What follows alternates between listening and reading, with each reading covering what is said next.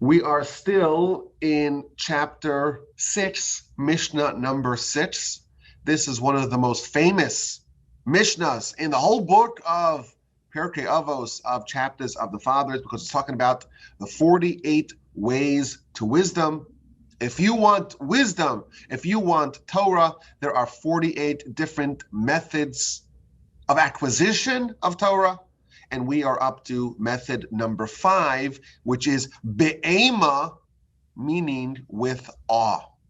If you want to receive Torah, if you want to be a receptacle of Torah, if you want to prime yourself into being someone who's able to absorb Torah, you have to have awe, or awe is one of the 48 ways.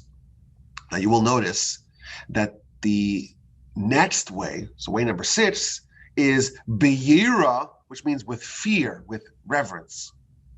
And the word awe and fear are adjacent to each other, and it sounds very similar. What is the difference between awe and fear? What is the difference between method number 5 and method number 6? So the commentaries debate it.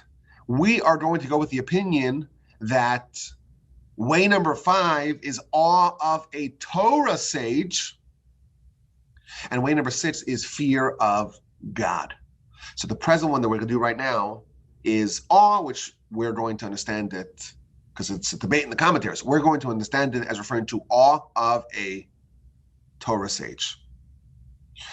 Now, the first question we have to ask is, why must we have awe? Why must we have reverence for a Torah teacher? You're not worried, I assure you. If you've ever had the great privilege of meeting a true Torah sage, they won't harm a fly. And therefore, we don't have to be dreadful, fearful that they're going to attack us, that they're going to castigate us, that they're going to belittle us, that they're going to harm us in any way. What does it mean to have awe of a Torah sage? So the commentaries explain that a true Torah sage is akin to an angel. In fact, the verse at the very end of Scripture in Malachi, it talks about a Torah sage who is akin to an angel, and people are requesting Torah from his mouth. And the Talmud, in the book of Chagiga, tells us, if your sage, if your teacher is similar to an angel of God, then you should request Torah from their mouth. And if your teacher is not akin to an angel of God, then you should not request Torah from their mouth. The basic requirement, our sages tell us, to be a teacher of Torah is to be indistinguishable from an angel. If someone's not an angel, then they're not a candidate, or not like an angel, then they're not a candidate to be able to teach Torah. People should not request Torah from their mouth. And therefore, if we're going to have a discussion about a Torah sage that we're going to go study under, definitionally, they're going to be akin to an angel. And therefore, the awe being described here is not fear of harm, but awe and dread and reverence of being in the presence of a true sage, who is like an angel. And when you're around someone who's so big, so developed, a titan, a giant of a person, that is going to be an experience that's going to give you a sense of awe and a sense of dread. You know, if we look at the teachers of yore, Moshe, imagine what it was like to be in the presence of Moshe. This is someone that we witnessed. We witnessed him orchestrate all the miracles and all the plagues in Egypt. We witnessed him by the splitting of the sea. We overheard God talking to him at Mount Sinai. Imagine what that was like, to be in his presence. But that really continued throughout the centuries.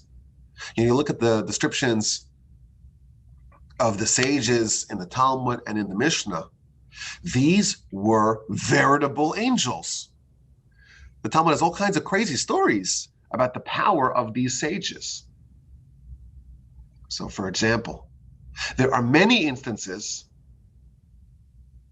documented in our literature of great sages looking at someone and turning them into a pile of bones, which means that they had powers that are not ordinarily accorded to ordinary humans. The Talmud tells us in the book of Sukkah, on page 28, that the great Hillel had 80 primary students, and the most minor, the most junior of those 80 students was none other than Rabban Yochanan ben Zakkai, the greatest sage of his era. And he was the most minor of the students, and his accolades include complete, comprehensive, total knowledge of all wisdom, of all Torah wisdom, everything, absolutely everything, and included in that all the hidden Torah as well. The Talmud goes as far as to say that when the birds were chirping, he was able to interpret what they were saying. And he was the most junior of the 80 students of Hillel. Well, if he was the most junior of the 80 students of Hillel, what was left for the more senior students? So the Talmud tells us that the greatest student of Hillel was Yonasan ben Uziel. We have his commentary, his translation really, but it's really a commentary on the Torah, known as the Targum Yonasan. And the Talmud describes that when he would study Torah, there was an aura surrounding him. There was a penumbra around him. The angels would hover around him to listen to what he was saying, and any bird that flew into his airspace would immediately get incinerated. That was the degree of holiness that was present by this sage of the Mishnaic era. When Rabbi Yaakov Wolbe's two students were studying Torah, again, this is all documented in our literature, the Talmud tells us that when Rabbi Eliezer and Rabbi Yehoshua were studying Torah, and they were weaving together scripture in all its facets together, the angels were swirling about them, creating a fire. These people routinely were able to revive the dead. They had that power. They would have visitations from Elijah the prophet, on a regular basis. And again, these descriptions are widespread in our literature. The Amoraim, the authors of the Talmud, they can look at you and know exactly where your soul came from. Back to Moshe, we just had in the Parsha a couple of weeks ago. I mentioned this on my Parsha podcast a few weeks ago. When Moshe and Aaron and the heads of the tribes at the beginning of the book of Numbers, when they were counting all the Jews, the verse says they counted Kol Zachar Legul Gilosam, which means every male according to their skull.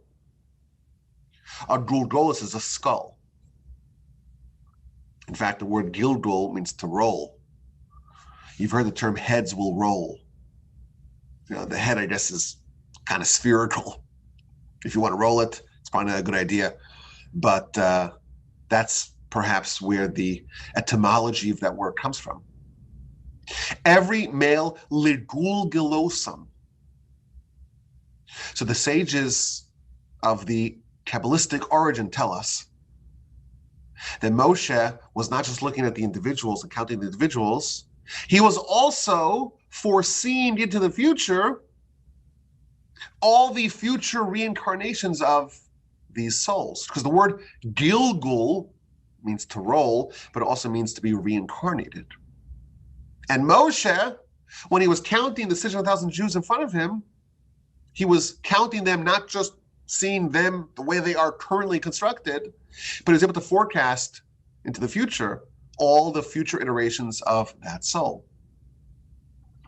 So to me, it's made me think the Kabbalists tell us that all the souls that we have today are recycled. Have you heard that before?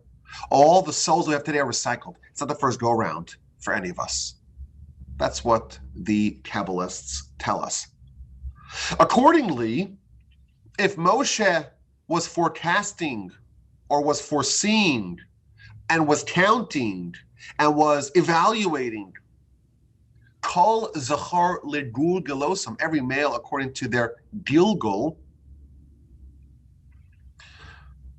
it's quite likely that he was able to see us. Because we are those Gilguls, we are those reincarnations, which is an amazing thing, because we don't think of ourselves as having like a personal touch point with Moshe.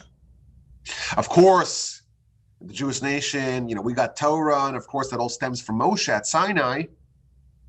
But as an individual, according to this Kabbalistic interpretation, Moshe was able to foresee all future iterations of every soul. And if we are one of those iterations of those souls, well, then Moshe saw us and evaluated us and counted us and enumerated us, and we were part of his purview. But again, I'm trying to stress that these people were people, and maybe they started off life as being ordinary people like us. Maybe they had outsized abilities, but they became angels. They transcended and became angelic and capable of immense power. And to be in their presence would be an experience that would evoke awe and dread. The Talmud tells us that when Rabban Gamliel was deposed, and we've talked about the story a few times, he was the Nasi, he was the president of the Sanhedrin, and for a variety of reasons, he was a little domineering, and he had his reasons to do that, but ultimately the sages decided to depose him and to appoint someone else in his stead. Rabbi Elazar ben Azariah, who was only 18. We remember that story, right? But the Talmud tells us in the book of Brachos that there was a fundamental attitude shift that happened in the academy when one administration was outgoing, the administration of Rabbi Gamliel was outgoing, and the new administration of Rabbi Elazar ben Azariah came in. And that is that previously they only allowed students whose innards matched the way they presented themselves externally. Only a student whose tocho was kibaro, whose inside was like their outside, that was the only candidate to be part of the academy. Under Rabbi Gamliel's watch, many students were rejected. They were not allowed to participate in the academy because their innards were not like the external presentation of self. When the next administration was inaugurated, they got rid of the guards at the door, and they allowed all the students to come join, and that increased the ranks of the academy either by 400 benches or by 700 benches, in the words of the Talmud. Evidently, the sages of that time can look at a person and evaluate and determine whether or not their innards matched the way they externally portray themselves. We think of our own inner world as being something it's really hidden. We could have thoughts in our hearts.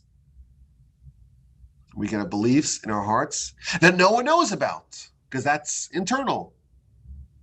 When you are around a sage that has transitioned into an angel, they can see right through you.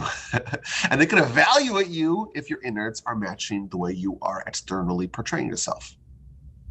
The Arizal would look at someone's forehead and know the origin of their soul and know what sins they needed to rectify.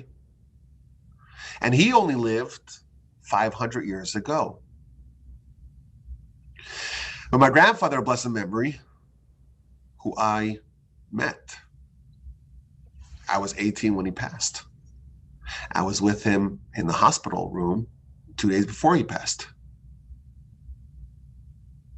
He told a story about a great sage that he met that I will now share with you.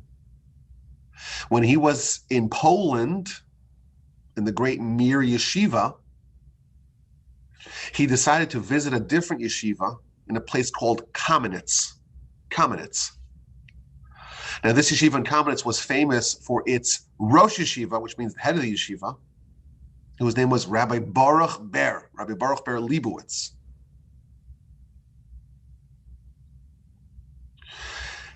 And if you look at pictures of Rabbi Baruch Ber, you can find some pictures of him. He has a very distinct look, very intense and penetrating eyes, a massive yarmulke, very large and bushy payos. And he was known to be a great genius. So my grandfather was in his early 20s in yeshiva, and he wanted to go visit this great venerated sage and to spend a Shabbos together with this sage in his yeshiva in Kamenetz. So they took a train, him and his friends, and they arrived in Kamenetz, and they wanted to go visit him. So they found out where he lived, and they knocked on his door. And my grandfather used to always say that he had his back facing the door, and his friend, who he had traveled with, was facing the door. So he didn't see when the door was opened. But he said he remembered what happened to his friend when the door was opened. The great rabbi opened the door, and he had such a striking visage. His look was so stunningly pure and holy that his friend literally staggered back and kind of just lost his bearings and kind of fell a few feet backwards. And he says that the pictures, they don't tell the full story. There was such an aura to him, such a presence, that it just invariably inspired awe and a fair degree of dread. My grandfather used to also say about that particular Shabbos that he remembers the students in the yeshiva. They told all the visitors that don't approach the great rabbi and wish him a good Shabbos, go shake his hand, wish him a good Shabbos, in the event that you have what's known as tumas keri, which means that you are impure due to a seminal emission. If you are impure due to a seminal emission, don't approach the great rabbi because he could see it. He could see it. When we're talking about awe here as a way to acquire Torah, that means that there's a certain way that you behave when you recognize that you are in the presence of an angel. You're in the presence of someone who's just we're the same species, but we're really not, because they have acquired Torah to such a degree, they have integrated and assimilated Torah within themselves to such a degree that they have been catapulted to this high level. They're now like an angel. You want Torah from them, but when you're in their presence, there's a sense of awe. Now, a cool little story is that in 1928, the aforementioned Rabbi Baruch Ber Leibowitz traveled to America to go fundraise for his yeshiva. If you had a yeshiva in the backwaters of Poland, there's a lot of poverty around, and there's very few people that are wealthy. So it was common for the great rabbis to travel to other places to go fundraise. So this rabbi traveled to New York to fundraise for his yeshiva. And because he was one of the most famous rabbis in all of Europe, he had an audience with the mayor of New York, Bo James, Mayor Jimmy Walker. And he presented him the key to the city, ceremonial key to the city, to welcome the great rabbi into the city of New York. And after their meeting, Mayor Jimmy Walker said, this man disproves Darwin. If you meet ordinary men, you could say, well, maybe they came from a monkey. Maybe they descended from an ape. Maybe they emanated from a primate. Maybe. You meet this person, there is a total, that theory gets completely shattered. That theory is untenable with the presence of such a person. I think even today, if you meet great sages, and I have had the great fortune of meeting some great sages, they have an aura to them. What can I say? I remember seeing Rabbi Elyashiv, who passed away at the age of 102, I think, 105, in the year 2012. I saw him with my own eyes, and he had a glow to him. There's just no way to describe it. His face was luminescent. What can I say? You can probably see some of the pictures. And when you were around him, you felt like you were around someone who's just from a different class of people. This is an angel masquerading as a human. There's a certain spiritual gravitas. There's a presence that they have. And just being in their proximity, it makes you take life a little bit more seriously. You know, these people are really, genuinely, with every fiber of their existence, trying to live life properly, trying to understand completely and genuinely the Almighty's Torah. These are people working as hard as humanly possible to understand what we're here for and to understand the Almighty's guidance for life, to understand Torah and every part of Torah. I'll tell you a great story with Rabbi Elyashiv. There was a sage who was widely recognized as a great sage who spent 35 years studying with unfathomable depth one of the most obscure, arcane, and esoteric parts of Torah. We know that there are 63 books of Mishnah. That's kind of a sprawling corpus that covers all kinds of subjects. And there are parts of it that are so intricate, so difficult, just to understand even on a basic level.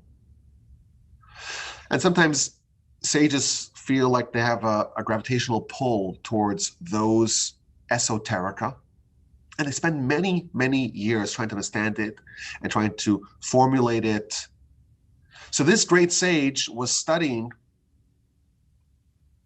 that part, or an esoteric part of the Torah. And after 35 years, he produced a nice thick book on it. A thick book on this arcane part of Torah. And he said, you know what, before I publish the book, let me go visit Rabbi Elyashiv just to talk it over with him. He went to the meeting and he got home depressed. Because he was supposed to be the world's expert on this subject. He had spent decades studying it. The great rabbi that he had come to visit probably hasn't touched it in 20 years. But he had a greater command of this subject than the reportedly or purportedly greatest expert on it. And you're around such a person, again, who lived in our lifetimes, passed away a decade ago. You're in the presence of greatness. And that experience is one that evokes awe. Even my own teacher, Rabbi Arieli, still alive today. He gives the largest Talmud lecture in the world, and it's not particularly close. He has thousands of students who listen to him every day. He's the largest lecturer in the largest yeshiva in the world, and he has an immense following. I've talked about him in the past. It's unbelievable. You can meet someone who's such a sage, such a genius, razor sharp intellect, complete command of Torah, gives a lecture, starts off the lecture, speaks for an hour, never, and I was there for years, never loses his train of thought, never forgets what he's going to say, never stumbles on a word, never. It's unbelievable. It's a sight to behold. Even if you don't understand Yiddish, which is the language of the lecture, you don't understand it, just to listen to it and to see how it's just this beautiful symphony. An hour every single day. And he's speaking, by the way, to a pack of wolves, to the most capable students in the whole yeshiva. And they would pounce, they would love nothing more than to pounce on some sort of inconsistency or some sort of logical fallacy or some sort of problem with his lecture. They would love to get up and argue with him. And he just quiets them all. You can't say anything. It's just such scintillating logic, such clarity, such structure and order. It's just nothing like it. And you would imagine someone like that, the absolute top of their field, respected, adored by all. You would expect someone like that to walk around with some swagger, to say, look at me, I'm the greatest rabbi in the world, give me some honor. The most humble person you've ever met. The most humble person you've ever met. Stunning, sterling, resplendent character. Resplendent. There's just no words, there's no other words to describe it. In every area of life, absolute, stunning character. And again, this is someone that I know. This is someone I spent a lot of time talking to. I always like to say that the greatest proof for the divinity of the Torah is getting a chance to meet someone like this. Someone whose presence just exudes awe. Someone like that, if you ever have the privilege to do that, you know, like Jimmy Walker, that man does not descend from an ape.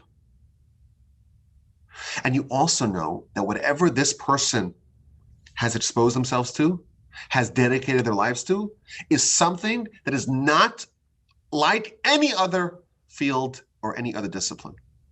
It comes from God, and it's there to elevate and transform a person. And look, you see an angel in front of you. You see it. You see the handiwork of Torah.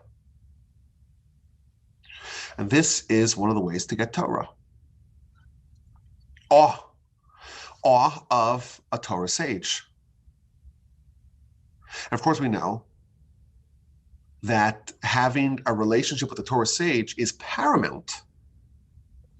The importance of teachers and tradition and transmission cannot be overstated.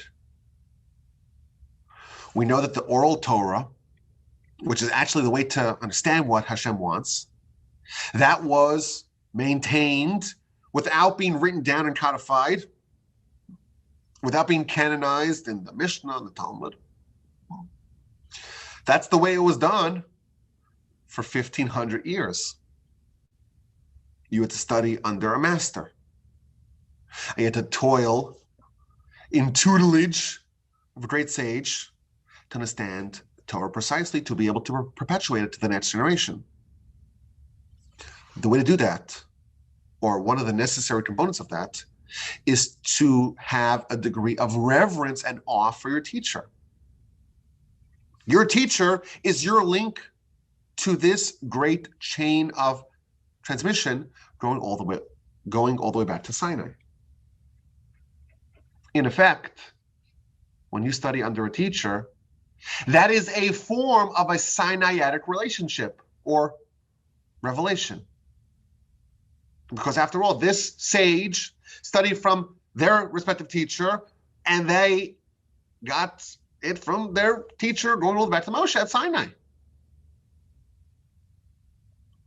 And therefore, awe is part of the experience. Just like the Sinai revelation was done with fire, with awe, with dread, the mountain was shaking, the people were shaking. That is what it's like to study Torah under a sage thenceforth. I would imagine that there's another component of this. When you want to study, and you're studying Torah, not just math or English or science, not any other discipline. You're studying Torah. You have to have a degree of awe for the teacher, for the sage, for the angel. But also, what the Almighty expects of us is not easy. If you look at all of Torah and say, okay, I need to know all of this, that demands Herculean efforts to acquire. There's a lot of hard work that is expected of us. We're going to need to push ourselves to the absolute limits of our abilities. And that's really hard and really taxing and demanding and really painful. And pain, of course, is something that we are predisposed to try to avoid. How do we overcome that? I think when you realize what the end goal of it is, you see a product that is the result of Torah, you see someone who just became a very different kind of person. When you see how Torah transforms a person from being just ordinary into being like an angel, you begin to crave that for yourself. You see what a human can become, someone who, again, is part of the same species as you. And look what they became. And you have that awe and that appreciation of what they became. That is going to inspire you to try to seek that for yourself. Torah can make us into a higher person. Someone of refined character, someone of dignity, an elevated soul. And again, of course, a total makeover of our intellect, to be razor sharp, to be unbiased in pursuit of truth, and to also have character that is just uncommon. Humility and sweetness and care for others and kindness. And again, I always say that this is the best proof of Torah, because there are thousands of people that share no overlap with any other discipline. People with immense knowledge and capabilities paired with humility and kindness and sweetness and care for others. Resplendent character, that is part of the package. I think there's a few people in my family that this would legitimately apply to. It shows us the power of God's Torah to transform a person. And when you're witness to that, and you get to see the character of a great Torah sage up close, to the degree that you have awe, you begin to aspire that yourself. You begin to aspire to that yourself, and that aspiration will help motivate you to seek it for real, for yourself. So that is way number 5, with awe of a Torah sage, And if we are so fortunate as to ever witness up close a great Torah sage, we'll know exactly what it means to have awe for a Torah sage. I thank you for listening. As always, my email address is rabbiwolbe@gmail.com. I hope you will send me your questions, your comments, and your feedback.